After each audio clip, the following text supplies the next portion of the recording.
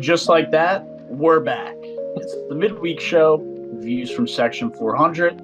I'm your host, Matt, with my other host, Brian. And we're back for another action-packed episode. Brian, how you doing, man? How's your week going? I'm good. I saw a great night of college basketball last night. Riding high, hit all the bets. Good vibes everywhere. Good vibes everywhere. Yeah, I know I've been pretty amped up about college basketball, and I was gonna start handing out picks, but you've been red hot, man. So I'm not gonna take the thunder from you until it seems to clear up, because, like I said, you've been red hot handing out free picks. That's kind of just a reminder for everybody to check out our website, Twitter. Brian's been handing out a lot of red hot college basketball picks. I think if you're betting $10 on every pick, you're up well over $100, maybe even a little bit more, because I know there was some plus money magic in there as well. Mm-hmm. So definitely something to look out for as Brian continues to say red hot. I know in real time right now, I think he's already hit the first. We got Campbell plus 22, and they're down 10 with 4 minutes left, so that's looking good. That's looking good, and I know the other ones are on their way as well. So definitely something to look out for. Like I said, kind of staying on tune with college basketball. We had some pretty electric matchups last night, or early in the week. I mean, kind of to kick it off, we had Michigan State and Duke play, and kind of like I said, if you check out our Instagram and TikTok, I had a little rant in there about Michigan State being horrible and to fade them all year long. Continue to fade them all year long, because they're horrible. I don't know why they were number 4 in the preseason poll. Wouldn't be surprised if we see them get knocked out of the top 25. That might sound a little harsh, but it's trending that way, especially as we haven't even gotten into conference play yet. So something to look out for there. Michigan State, fade them all year long. But there's not much to say about that. Duke kind of handle business there. But the big one, the golden one, Kansas took on Kentucky. I was all over the plus 7.5. I am a huge Kentucky guy this year. I think in a previous pod, I highlighted Kentucky can be 17 or 18 in the preseason poll, and they're a top 10 team, maybe even a top 5 team. So I don't know what they were looking at there, but they have some electric players on that squad. And it kind of showcased last night because Kansas is really good. And Kentucky led for, I think, most of that game, and obviously covered the 7.5. So some good stuff there. Kentucky's a team to look out for all year long. They're only going to get better, because I'm pretty sure they're a very young team. Kansas definitely a little more experience on their end of the court. But, yeah, Kentucky, a team to really keep looking out for. I don't know if you'll get some plus money on them at all. But last night there was. Obviously, they didn't close it out, but they covered the plus 7.5. Brian, you have any key takeaways? Yeah, I have a couple. You touched on Michigan State and how we've been fading them all year. I gave out JMU plus 17.5 when they won outright against Michigan State. Yeah, this team is not very good. Tyson Walker cannot carry the load. He's scoring over a third of their points so far this season. Malik Hall kind of showed up in the Champions Classic, but besides those two, this team can't score. And they're also giving up 33-point attempts a game. Most of those are going in because the defense just isn't that good. Joey Hauser, Sam Hauser, whichever the younger one is, he left last year. He was a big part of that offense. This team is in trouble. I think it's beyond just the November Tom Izzo struggles. This team needs to find ways to score, and I don't know where it's going to come from. Duke, yeah, like you said, they'll be fine. Very talented team. I love Tyrese Proctor. I love Jeremy Roach. Obviously, Kyle Filipowski is that guy. And, yeah, what we learned about Kansas and Kentucky, both these teams are really good. I said earlier in the season, I thought USC had the best backcourt in the country with Boogie Ellis and Isaiah Collier. I think Kentucky took that mantle. Rob Dillingham, Antonio Reeves, those guys are dogs. In the game against Kansas, I think they went on a 15-0 run by themselves. Dillingham hit like 3 threes, Reeves hit 1. This team's going to be good. It rattled me as an Auburn fan. And then, yeah, of course, Kansas, Hunter Dickinson, another like 20-point, 20-rebound game. DeJuan Harris is averaging 7 assists a game. This team's really good. A great Champions Classic. I was so happy watching that. Great basketball. Yeah, it really was. And, like you said, I think I kind of touched on, Kansas and their big man Hunter there. I think I said he's going to be pushing for a double double every night. This guy's going to be pushing for a 20-point, 20 rebound double double at this rate because Kentucky's one of the better teams in the country, and he just looked unstoppable in that matchup. So, yeah, if you can get player props on him, I would just hammer overs all season long, and you probably end up doing pretty well. But yeah, you kind of covered it all. Like that Rob Dillingham guy, he's a real deal. I mean, like you said, that guy can shoot the lights out, like lights out. And he's only going to get better. I mean, I think the kid's like 18. Yep. He's very young. Probably going to be a one and done candidate here. But yeah, I mean, he's someone I have circled.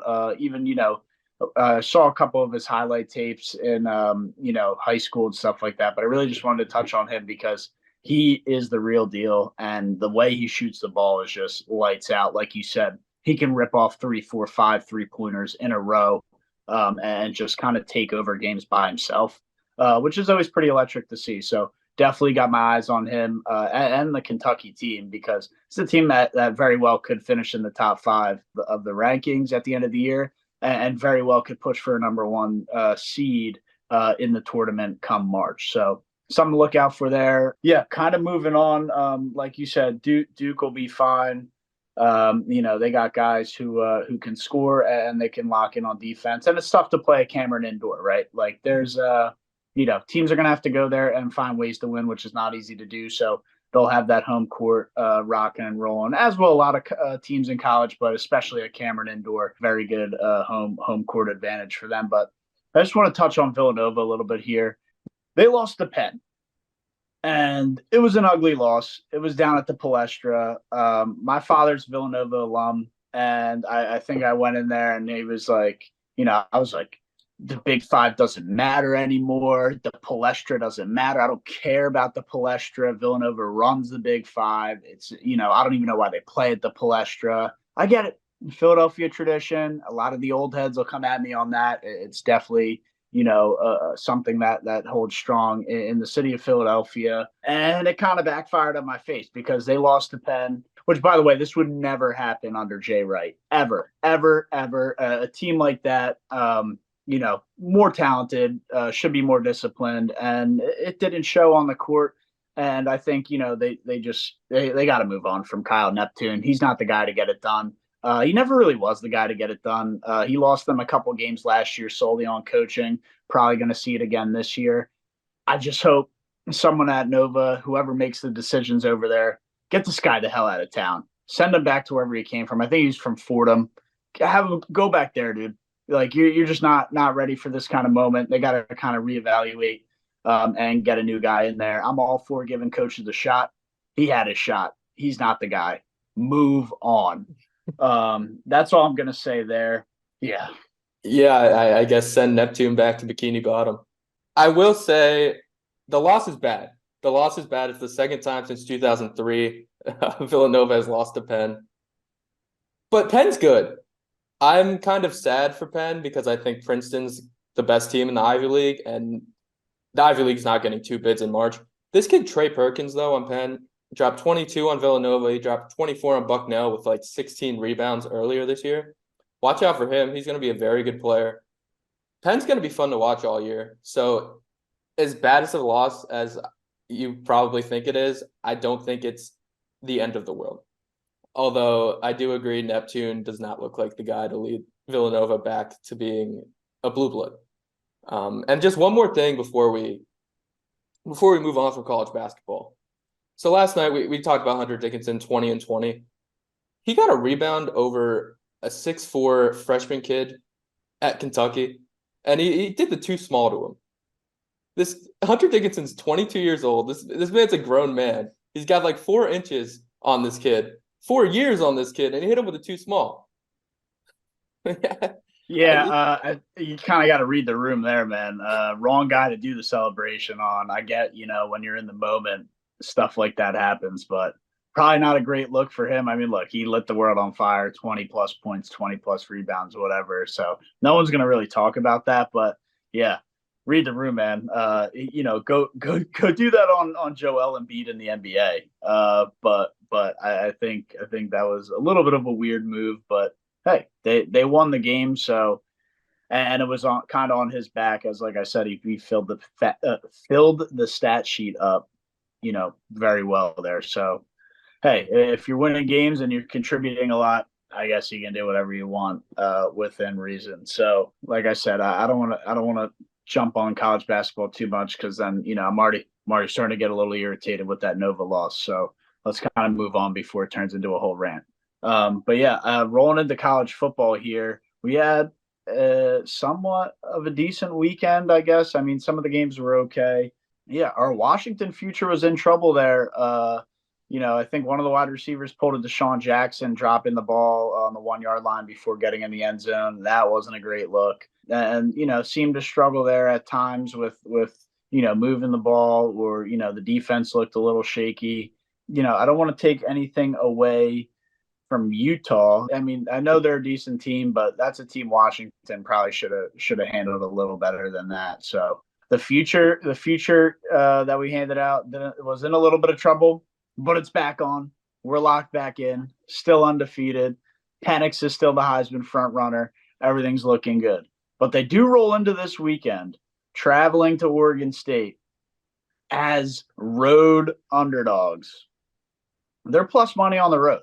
I know a lot of people are hammering them this weekend. I don't know how I can hammer them. Oregon State offense is atrocious, even worse than Utah's offense. So their defense is legit, Oregon State. So I will say that, and especially at home, that place is obviously just going to be out of control. Definitely probably the spot to be this weekend if you're a college football fan. Pretty electric atmosphere awaiting up in Oregon State. But yeah, Washington plus money on the road, as probably clearly the better team, and a team that's really in striking distance of getting into the top four. Brian, you betting on Washington this weekend plus money? Yeah, I think it's a little recency bias by the odds makers over there. Washington's the better team, and they've struggled lately. I still think Michael Penix is banged up. He hasn't looked the same since, I forget, it might have been the Oregon game that he got a little bit banged up in. But yeah, no, they're the better team here. I don't care that they're on the road. I don't care this is the last time these teams will play in the Pac-12.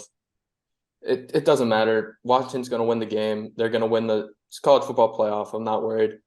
I will say we put that TikTok out at noon on Saturday, and we almost had eggs in our face by like 7 o'clock with the way they played against Utah.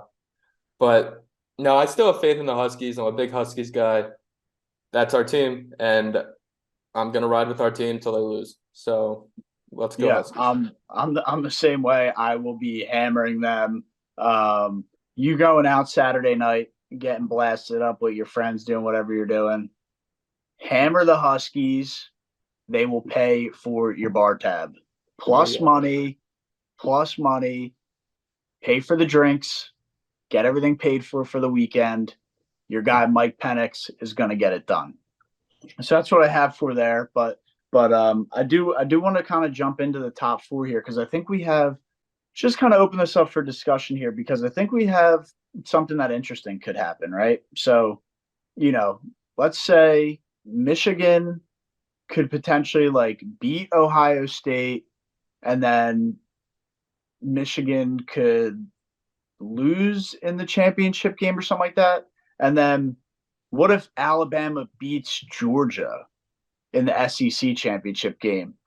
Does Florida State undefeated winning the ACC get snubbed? Yeah, the ACC is hot garbage. But if that team goes undefeated with Jordan Travis, I think the committee sees Jordan Travis and Keon Coleman, and they're like, we cannot leave this team out of the playoff. They also beat LSU, and that LSU team, the defense is obviously even more hot garbage than the ACC. But that's a big win for them, and they've taken care of business. I don't think you can keep them out. The only way I could see it, I guess, is Alabama beats Georgia in the SEC title game, gets in at 4, Washington wins out at 3, and then you have the Big Ten, and then Georgia's still in. But Georgia would still be 2, and let's say Ohio State wins, they'd be 1.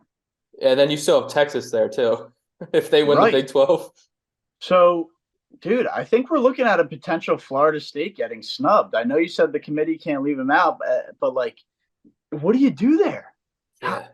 Well, then you I have the whole extra thing where if Bama and Texas both have one loss, Texas beat Bama, so do they get in instead of Bama, instead of Florida State? it creates a lot of chaos A lot for the of chaos. committee. And that just, proves more why we need this expansion that we're getting next year. But Mhm. I think I'm telling you, if Bama beats Georgia in the SEC championship, and a couple other things play out, kind of like we just touched on, does Florida State get snubbed? I don't know. I know Jack is rolling around watching this that he can't defend his Florida State Seminoles. Yeah. So yeah, I'm really not trying to. I know Florida State's been dynamic, but I think there is a path. I don't want to hurt my brain too much thinking about this, but there is a path where they get snubbed. right, yeah, that's basically, I guess, the question or the answer I was looking for was, does an undefeated Florida State team get snubbed if it kind of plays out like that? Which I think obviously the big kicker is, Alabama beating Georgia in the Mhm. SEC championship game. I think opens up the door for just total chaos. Yeah.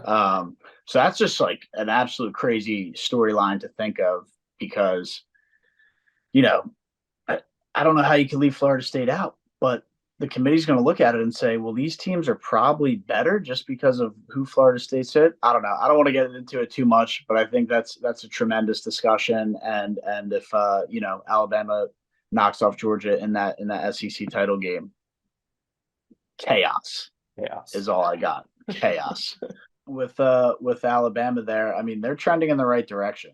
So I mean, what do you got on Bama? What do you got on Oregon? What do you got on Washington? I mean, we're in for an exciting closeout to the season here. Yeah, no, I've been preaching how Alabama has been terrifying me that they're going to sneak in for the last couple weeks. And they've been getting better since I've had that take. So I'm really scared now. But we do have the Iron Bowl in Jordan-Hare this year. And Peyton Thorne and that Auburn offense has been figuring out, just blew out Arkansas on the road. So maybe we got something cooking up our sleeve, but I don't have much faith there. Um, yeah, no, Washington, Oregon is going to be an interesting Pac-12 game. I think I'm more interested in that game. Well, obviously, Washington, I'm hoping they can sneak in, but it might be the de facto Heisman championship game with Bo Nix and Michael Penix. I mean, whoever wins that game, they're very close right now. I think the latest odds, Penix is like plus 110 and Bo Nix is plus 190 to win the Heisman. So that game could easily sway a bunch of voters. But yeah, those are the two big things I'm looking at as we head to the stretch here. Yeah, definitely. Like I said, I mean, we're getting to a very exciting closeout of the regular season, and we still have Ohio State, Michigan, which will be a pretty crazy game. But I know you're pretty high on Michigan, man. They got a lot of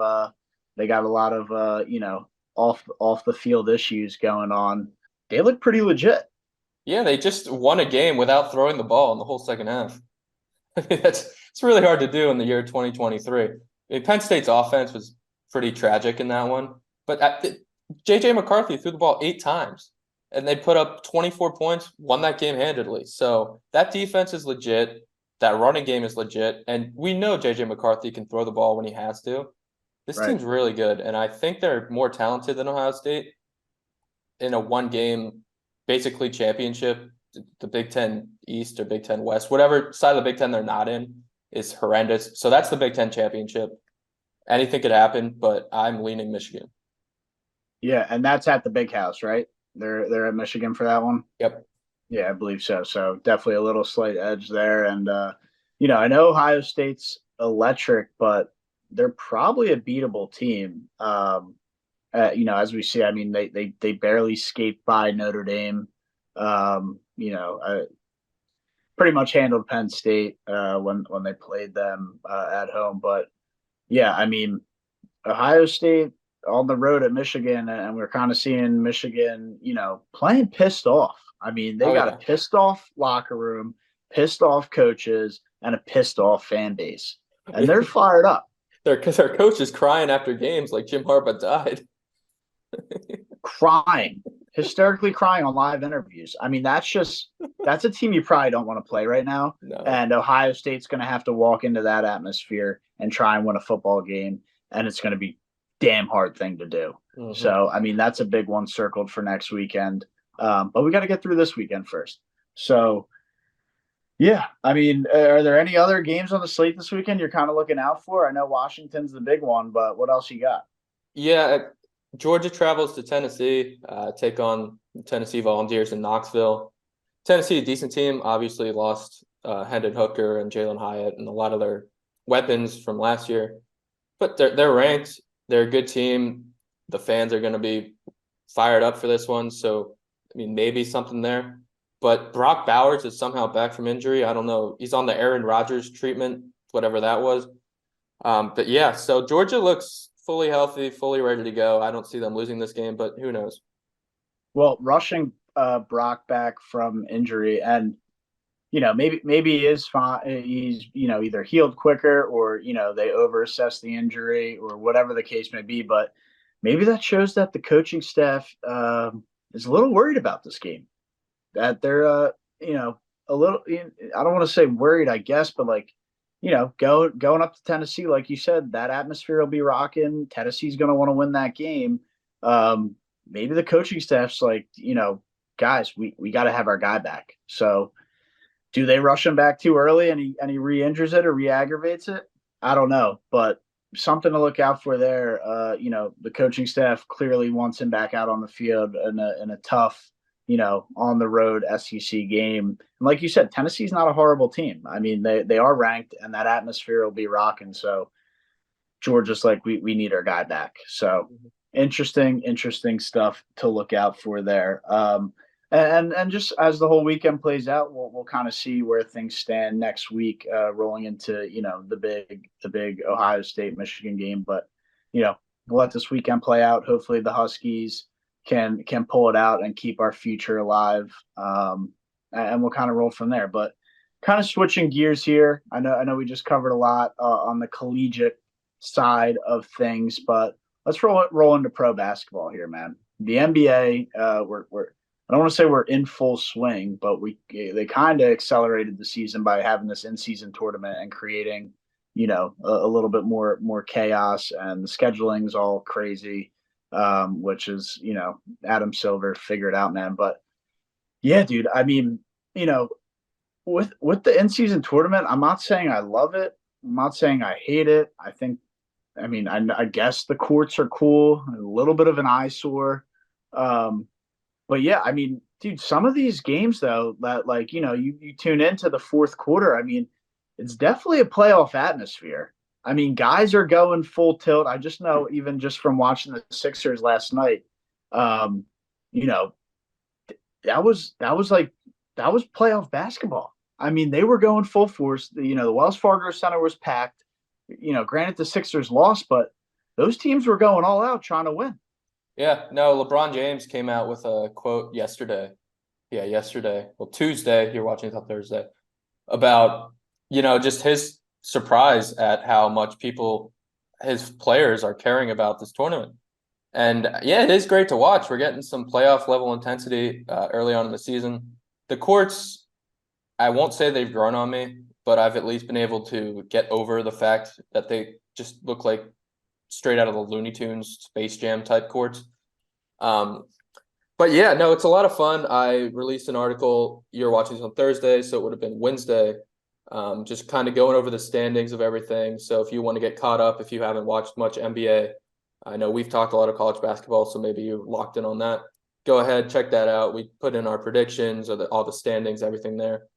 But yeah, just a couple notes about the in-season tournament. Our Thunder, our future bet Thunder, unfortunately, don't look like they're going to get to Vegas. 1-2. They've been great this year. 7-4 this year, but 1-2 in the in-season tournament. So that's a little bit disappointing, but we have a future for the real finals.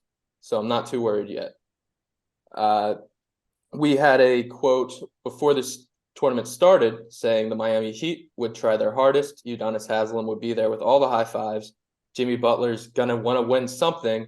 And they're 2-0. They're 2-0 in a really bad group. I think it's East Group B, but they have the Knicks in there, the Hawks in there, the Pistons in there, the Hornets. It's a really bad group. So they're going to they'll go to the knockout round, have a chance to go to Vegas. The Celtics and the Nuggets, pretty much the two teams on top right now. I know the Sixers have a big game against the Celtics tonight, and we'll get into that in a bit because I know you have a lot to say about the Sixers. And yeah, the two other things that are kind of surprising, the Minnesota Timberwolves have won 6 games in a row. They're 8-2, and they're atop their play-in tournament group. That team, when you think of Anthony Edwards, Karl Anthony Towns, and Mike Conley, you do not think of a good defensive team. They're the best defensive team in the league right now. They're giving up 102 points per game. They just held the Warriors to under 100 points last night until Nico Mannion or someone hit a garbage time 3. But they're really good, which is very surprising. And then the little Rockets. We were hype on the Baby Thunder. The Baby Rockets are really good. They're 6-4. They're 1-0 in the play-in tournament. So watch out for them. Dude, the Rockets, I know they're, maybe, they got a younger team, but they got Fred VanVleet. There you go. An experienced point guard in the league who can kind of really be, I don't want to say a father figure, but like a leader figure for that locker room. The nice little veteran piece there. Right, a veteran piece who can get the job done and hit big shots and get the guys to play defense and fire them up, clap in their face and a guy who and I don't know how he is in that type of role. He doesn't strike me as a big like in your face kind of guy, but somebody who's just like that leader figure that the young guys can kind of rally around, right? Because you see a lot of these younger teams and they never have that rallying force where it's like, yeah, they might be decent, but they can't either close out games or they just, like I said, they have no one to really look up to. So they got Fred VanVleet who can kind of be that leader role for him.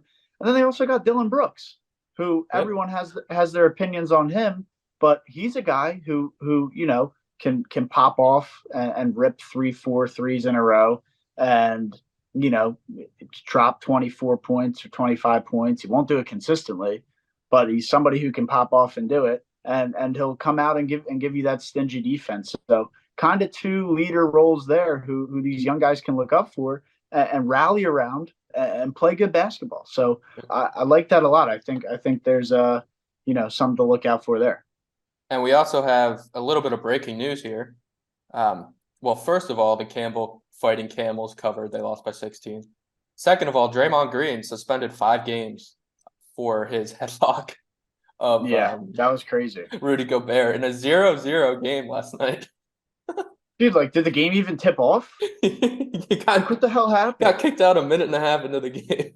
Put the guy in a headlock. I mean, dude, you didn't even try and play the game. You just ran right after him. They could have used them too. They lost by like 3 points.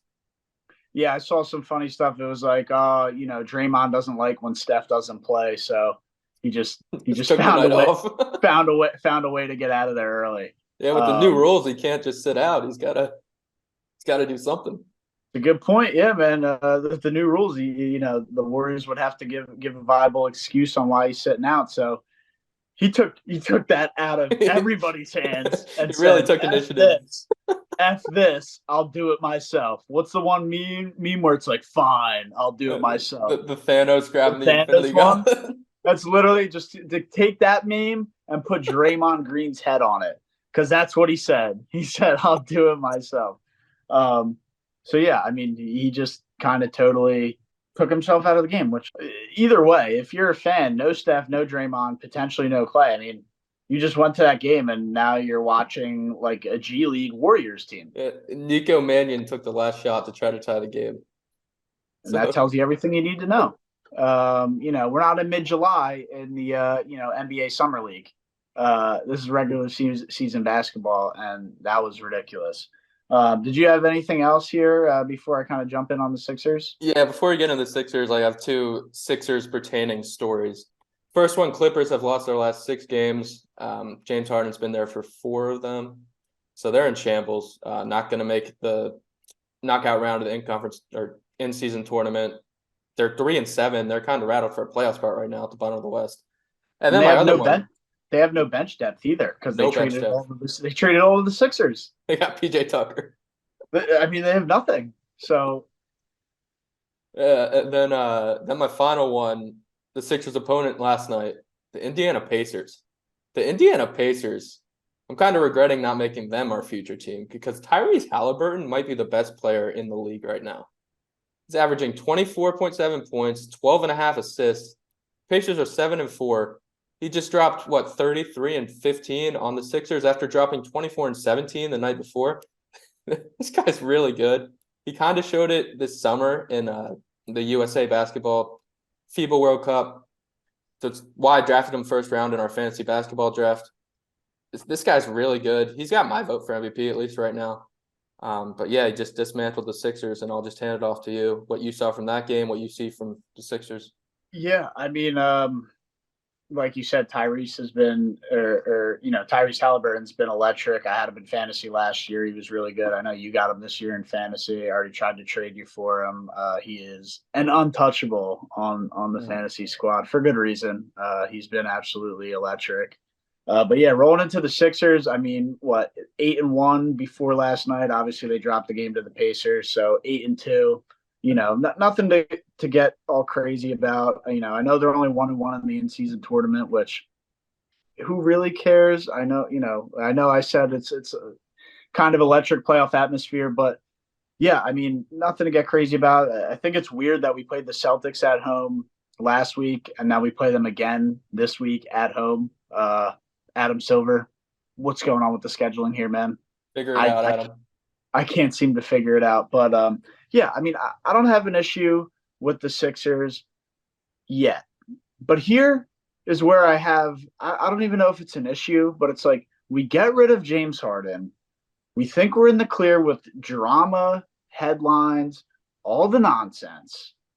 And what happens over the weekend? Kelly Oubre Jr. gets hit by a car. Crossing the street in Center City, Philadelphia, gets drilled by a car and a hit and run situation. Apparently, he had a broken rib. But it gets better. Couple days go by, and now the breaking news this afternoon, Brian, I don't know if you saw this. I don't think I did. Maybe you did, maybe you didn't. Here is we think we've seen it all. We think, okay, gets hit by the car. Everybody rallies around Kelly. Let's, get well soon and we'll get him back. I don't even know how to address this. Story pops up. Police have stated they have seen no footage or evidence of Kelly Oubre getting hit by the vehicle. There's no evidence. There's no traffic cam videos. They're watching videos from him crossing the street. There's no evidence. The guy just was never crossing the street. It says here, I have a quote. It says, police have stated the surveillance footage reviewed to date from the reported hit and run does not show any indication of an incident happening where Oubre said he was struck on Saturday night. So he said he got hit. We had this whole thing that he got smoked by a car. There's no evidence it happened. Nothing. Zero. But the guy has a broken rib. So I know Nick Nurse before the game, and he kind of, they're still investigating the situation. So they don't know what's going on. But Kelly Oubre, the hell's going on, man? Did you get hit by the car or not? I mean, it's 2023, man. There's cameras everywhere. They're going to know if you got smoked by the car. And there's been no witnesses saying that it happened. Like I said, they have cams on that intersection. It was a busy intersection in Center City. No video footage, from the time he said he got hit, nothing there. So I know Nick Nurse came out and kind of said, like, he didn't really know what to say, but I think when he was asked about it, he kind of was just like, if Kelly said he got hit by the car, that's what happened, and we're looking into it. So I think the biggest, and Oubre's been a pretty electric addition for the Sixers this year. Shooting the three well, playing solid defense, and just really being a nice glue fit-in piece for the team. If it comes out that he didn't get hit by the car, and I'll ask you this, Brian, does Kelly Oubre get cut? I'm still stuck on how you break a rib if you didn't get hit by a car. Like I mean, I'm a Mets fan. I've dealt with my fair share of just random ass injuries. Francisco Lindor broke his pinky by slamming it into a door in a hotel room the other year. But like a broken rib, that's a big blow to your body. So what the hell was he doing if he wasn't hit by a car? It, How does he? Why do you make that up? What happened? it Was he had to was be he something pretty bad. was he at a bar and somebody punched him in the rib? Like, I mean, I feel like that would just be like, hey, he got in an altercation at a bar and he got injured, but like said he got hit by a car and now it's coming out that that didn't happen. And again, they're still investigating. I don't want to, stir the rumors up even more, but like, this is being covered by some major media outlets that, and the Philadelphia police have said this. They've released this. This isn't me making stuff. They said there's no evidence indicating that he got hit by a car. It's 2023. They got cameras. They probably can, time up to when he said he was crossing the street. There's no evidence of it. There's no evidence of him getting hit by the car. So That is so bizarre. it's wild, man. But he has the broken rib. They say, I mean, they know he has the broken rib because he was at the Sixers facility, doing some light cardio work, kind of just testing out the rib, seeing how it's feeling. And then they said he'll be reevaluated on Friday. But then news broke today that, the police can't find any evidence. They don't know what car or what person to look for because there is no car or person to look for. So just a wild. I said James Harden leaves. I think all the drama's over. And how shitty for Oubre. Like, dude, they had this whole Tyrese Maxey, that's my dog. Like, I love him. I hope he's doing well. Fans are bringing get well soon Kelly posters to the game, and you just faked getting hit by a car. But it's a broken like I just don't understand how you break a rib if it's not getting hit by a car. It's Wild. it's wild. So yeah, that broke late this afternoon. That they were not able to find any evidence on him getting hit by the car. So, do you think Kelly Oubre is on the Sixers in 2 weeks? Yes or no? That's a tough question. I'm gonna say yes. You're gonna say yes. I mean, because it's the way it's trending is that he didn't get hit by the car. If you're the Sixers, do you cut the guy for doing this? But he's been such an electric piece for them. I don't know how you can do it. So I'll go and say yes. I think he'll still be on the team. But wow, and even if you're Oubre, that's a tough locker room to walk back into Mm-hmm. if it completely comes out that like he totally either faked a hit and run or that just completely didn't happen. Can't catch a break. Can't catch a break with the Sixers.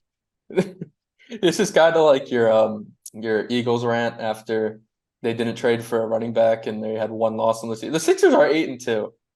You can't be that upset. I know this is a bizarro land situation here. At the end of the day, though, they can put them on a unrelated basketball injury list. Probably not pay them. Sign a free agent. They'll be fine.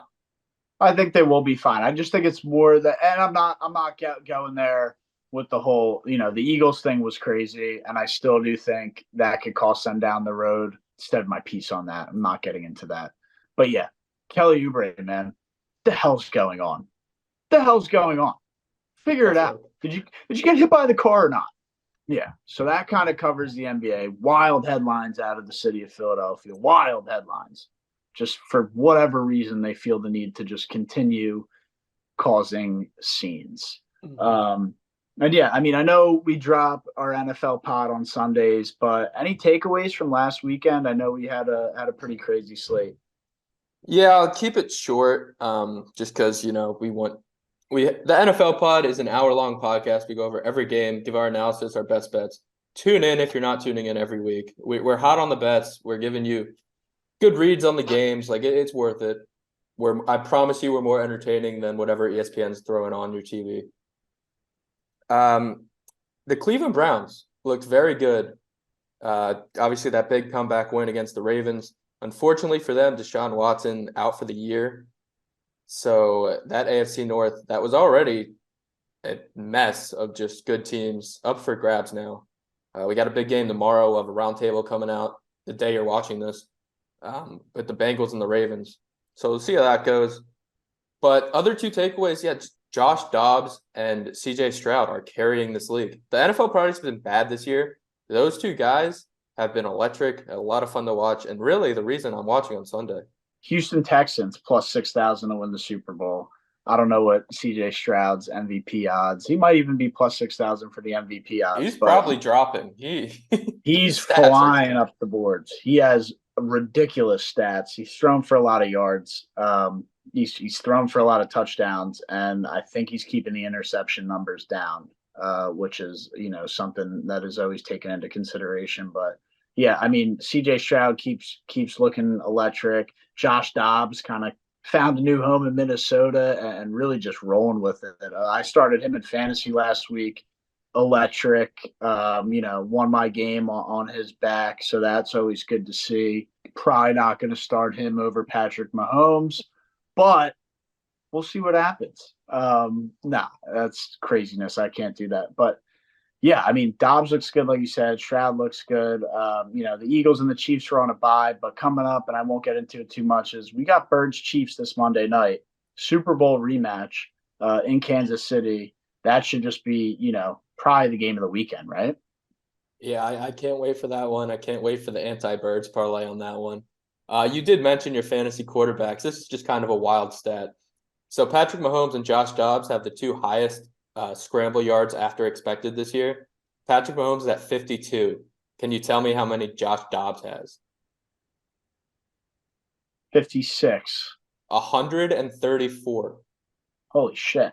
This guy is just scrambling everywhere. But he's getting it done. Yeah. He's not only straight, he's getting it done. So that's insane, man. And I know you kind of touched on Deshaun being done for the year. And I really just kind of want to piece in. I know Jack's this big Jaguars fan, but Jack, you do the NFL power rankings. Can we please get the Jaguars out of the top 10? They just got exposed at home by the 49ers. Exposed at home by the Niners. Trevor Lawrence is not that guy. I mean, I have him in one of my fantasy leagues. He's been horrible this year. I think they need to find a new quarterback down there. And I mean, they're just I guess they have some decent players, but like, dude, they just went out. That was like a real test for them, right? Like Niners are Super Bowl contenders. You want to put Jack, I'm pretty sure you had the Jaguars above the Niners in the power rankings as well, which is wild. He did. So I'm just saying, man, I get it, you're biased, but like, let's cool out on the Jaguars. Yeah, that game was in Jacksonville too. So big test, but they at least had it at home. And yeah, that was not a good look for them. I will say their schedule for the rest of the season is very favorable. So as much as I want to say CJ Stroud's going to take over that division, it is going to be close just because the Jaguars don't really play anybody. I hope CJ Stroud takes it over. I'm sorry, Jack. You're going to get a lot of ricochet shots in this pod. But yeah, no, big Texans podcast besides Jack here. We love CJ Stroud. We're big Stroud boys. I think it's more just, we love CJ Stroud, and Stroud's been that guy this year. And I think, the Texans are only like one game back right now.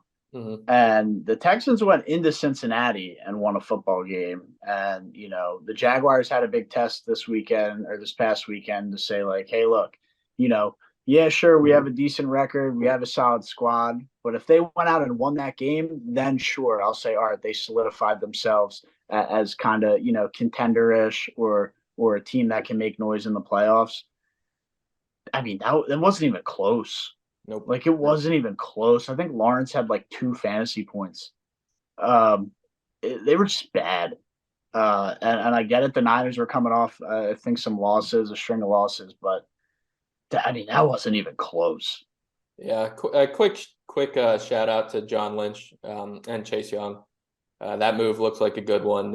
Him and Nick Bosa on the ends really just fucked Trevor Lawrence's day up. So yeah, a lot of disruption on that D line, which which is not good for the Eagles because, Birds are obviously top of the NFC, but, having to play the Niners in the playoffs will definitely, be a crazy, crazy game. But I think that kind of wraps us up here for the midweek show. I know we covered a lot of stuff. Make sure you just kind of keep tuning into our website, TikTok, Instagram, Twitter poll. Question of the day comes out every day. So it's always just something to get interactive with, and kind of jump in, leave your comments on anything pertaining to the question. We try and switch it up. It's not always dominated by sports. It's mainly sports, but we try and switch it up and get some other big stuff in there. But yeah, other than that, I don't have much left. I will catch you all in the NFL pod. And keep showing your support if you can, subscribe, do whatever you got to do to keep helping us grow this thing, because we like the feedback. We like to have some good fun in our comments. So yeah, just keep following along as the season rolls on here, and as our journey rolls along. So I got nothing left. Brian, take it away, man. Otani declined the qualifying offer, Steve. Go get him, Steve. Boom.